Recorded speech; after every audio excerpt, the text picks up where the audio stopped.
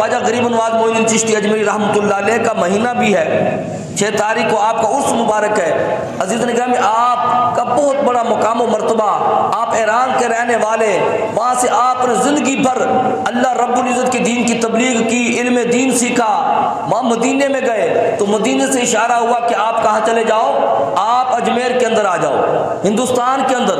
آپ جب وہاں پر آئے تو ہندوستان کے اندر آپ نے دین اسلام کی تبلیغ کرنا شروع کی، آپ نے دین متین کے بعد تبلیغ کرنا شروع کی۔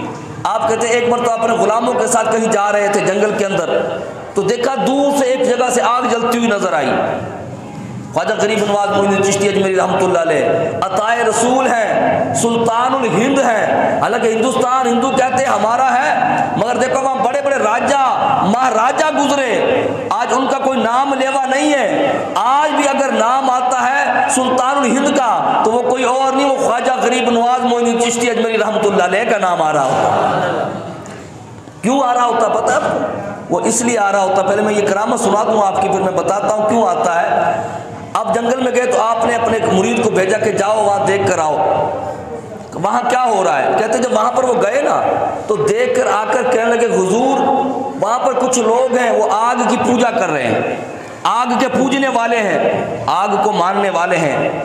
آپ نے فرمایا چلو ہم بھی وہاں چلتے ہیں اور وہاں جا کر اللہ کے دین کی تبلیغ کرتے ہیں، اللہ کے دین کی توحید کی تبلیغ کرتے ہیں۔ کہتے آپ چلے، آپ کے ساتھ میں مرید بھی چلے۔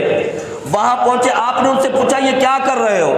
کہنے لگے حضرت ہم آگ کی پوجا کرتے ہیں۔ آپ نے فرمایا کب سے کر رہے ہو؟ کہا اس کو تو ہمارے آباء و اجداد نسل در نسل ہم آگ کی پوجا کرتے ہوئے آ رہے ہیں، ہم آگ کی پوجا کرنے والے ہیں، آگ کو ماننے والے ہیں۔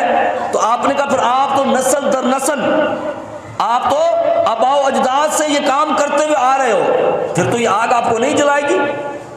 اس نے کہا حضرت یہ بات کیسے کہہ رہے ہو؟ آگ کی فطرت میں جلانا ہے، آگ کا کام ہی جلانا ہے، مگر وہ کیونکہ وہ کہتے تھے یہ جلاتی بھی ہے پکاتی بھی ہے، تو وہ جس چیز کو سورج کو دیکھتے تھے کہ وہ روشنی کر رہا ہے کبھی اس کو خدا مان لیتے تھے۔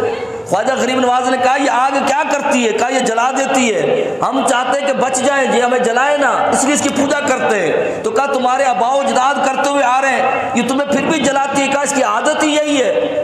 تو آپ نے کہا کہ میں جس کی عبادت کرتا ہوں نا اگر اس کا حکم نہ ہو تو یہ آگ کسی کو نہیں جلا سکتی۔ وہ حیران ہوئے، وہ کہ ایسا بھی ہوتا ہے؟ کہا ہاں۔ کہا ایسے کیسے ہو سکتا ہے؟ کیونکہ آگ کا کام کیا ہے؟ جلانا۔ جب یہ بات توجہ چاہتا ہوں، آپ ہندوستان کے اندر اللہ کے دین کی تبلیغ کر رہے ہیں، کہ جب یہ بات انہوں نے سنی نا تو وہ ماننے سے انکار کر دیا، کیونکہ یہ بات عقل میں آتی نہیں نا، آگ کا کام ہی جلانا ہے۔ اب عقل میں تو نہیں آتی، آپ کے بھی نہیں آ رہی ہوگی، کیونکہ ظاہر سی بات آگ میں ہاتھ ڈالو گے جلائے گی، مگر میں پوچھتا ہوں کہ رب کا حکم نہ ہو تو کیا آگ جلا سکتی ہے؟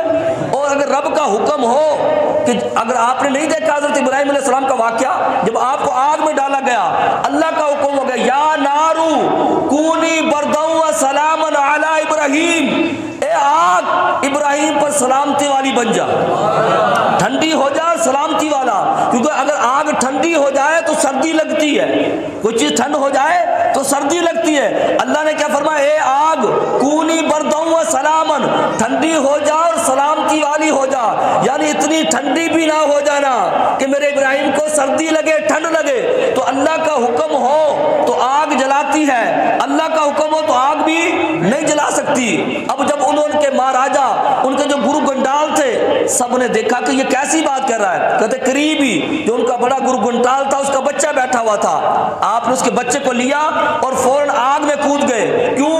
اگر اکیلے جاتے تو اتنے لوگوں کی توجہ نہ ہوتی، جب اس کا بچہ بھی اندر چلا گیا، کس کا؟ آگ کے پوجنے والوں کا، دنیا اکٹھی ہو گئی، شور ہونا شروع ہو گیا کہ بابا خود بھی آگ میں کود گیا اور بچے کو لے کر بھی کود گیا ہے۔ اب لوگ رونا دھونا، اب لوگ اکٹھے ہونا شروع ہو گئے۔ کافی وقت کے بعد خواجہ غریب نواز معین الدین چشتی اجمیری رحمۃ اللہ جب آگ سے نکلے تو آپ کے چہرے پر مسکراہٹ تھی۔ اس آگ نے آپ کو تو کیا جلانا تھا، آپ ایک بال تک نہیں جلایا، بچہ بھی صحیح سلامت تھا۔ وہ دیکھ کر حیران کیسے ہو گئے، حیران ہو گئے، کہا یہ حضرت کیسے ہو گیا؟ آپ نے فرمایا میں نے کہا تھا نا اگر میرے خدا کا حکم نہ ہو تو یہ آگ بھی جلا نہیں سکتی۔ کہا اسی لیے کہا اس لیے آگ نے نہیں جلایا کہ میرے رب کا حکم نہیں تھا، یہ آپ کی کرامت تھی۔ یہ کرامت دیکھ کر سینکڑوں لوگ جو وہاں موجود تھے جب انہوں نے دیکھا تو سارے کے سارے مشرف بھائی اسلام ہو گئے، کلمہ پڑھ کر سارے کے سارے اسلام کے دامن سے وابستہ ہو جاتے ہیں۔ تو یہ اللہ کے ولی کی کرامت اسے کہا جاتا ہے۔ اور عزیزان گرامی، ایک مرتبہ بیٹھے ہوئے تھے، ایک شخص آیا فقیروں کا لباس پہن کر، نمازی جیسا لباس پہن کر، اور ویسا اس نے کرتا پہنا جیسے وہاں پر لوگ سیکھنے آتے تھے، مرید آتے تھے، ایسا حلیہ بنایا مسلمانوں والا، اور لے کر کیا آیا تھا؟ خنجر لے کر آیا تھا۔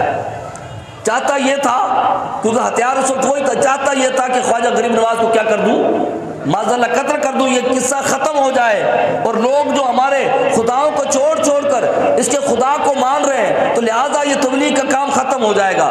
آپ جب وہاں پر آئے نا، وہ بندہ مارنے کے لیے جب آیا، لبادہ اڑا ہوا تھا مسلمانوں والا، لباس مریدوں والا پہنا ہوا تھا، آ کے سامنے بیٹھ گیا۔ تو جب بیٹھ کر وہ دین کی بات کرنے لگا، کوئی سوال کرنے لگا، خواجہ غریب نواز معین الدین چشتی اجمیری رحمۃ اللہ علیہ مسکرائے، کہتے ہیں اللہ کا جو ولی ہے نا، اس کی فراست سے ڈرو، کیوں کہ وہ تمہیں جو دیکھ رہا ہوتا اللہ کے نور سے دیکھ رہا ہوتا ہے۔ آپ دیکھ کر مسکرائے۔ آپ نے فرمایا ان سوالوں کو چھوڑو، جس کام کے لیے آئے ہو جلدی سے وہ کام کر لو اور یہاں سے نکل جاؤ۔ کیا فرمایا کہ حضرت میں تو کوئی کام نہیں کرنے آیا۔ فرمایا جو چیز لے کر آئے ہو نا، یعنی کیا مقصد، تم قتل کرنے آئے ہو، اپنا کام کرو اور کیا کرو، یہاں سے چلے جاؤ، تمہیں یہ تو چاہیے ہی نہیں، یہ تو تم ویسے پوچھ رہے ہو بہانہ بنا کر۔ کہتے اس میں کپ کپی طاری ہو گئی۔ اللہ کے ولی کی ایمان کی وجاہت یہ ہوتی ہے کہ کفر پر کپ کپی طاری ہو گئی، کپ کپانے لگا، ڈگمگانے لگا۔ کہتا ہے اس نے وہاں سے خنجر نکالا، زمین پر رکھا، کہنے لگا کہ جس اللہ کے ولی کا یہ مقام ہے، اس ولی کے نبی کا کیا مقام و مرتبہ ہوگا، اس رب کا کیا مقام و مرتبہ ہوگا۔ کہتا اسی وقت خنجر وہاں پر رکھا اور کلمہ پڑھ کر مسلمان ہو جاتا۔ آج ہم اللہ کے ولیوں کے ماننے والے تو ہیں۔ اللہ کے ولی کی تعلیمات کیا تھی؟ ایک بندہ مارنے کے لیے آ رہا ہے، کہاں سے؟ جان سے مارنے کے لیے آ رہا ہے، آپ نے اسے نفرت نہیں کی، اسے پکڑوا کر مروایا نہیں، کٹوایا نہیں، یہ نہیں کہا کہ ہماری جان کا دشمن ہو گیا۔ اتنی بڑی طاقت پر ہونے کے باوجود بھی، اور آپ نے پھر بھی کیا کیا؟ صبر کیا، تحمل کا اظہار کیا، اور آپ نے امن کے ساتھ، پیار کے ساتھ اپنے دشمن کو بھی معاف کر دیا۔ پھر اس کا نتیجہ کیا نکلا کہ وہ بندہ بھی کلمہ پڑھ کر مسلمان ہو جاتا ہے۔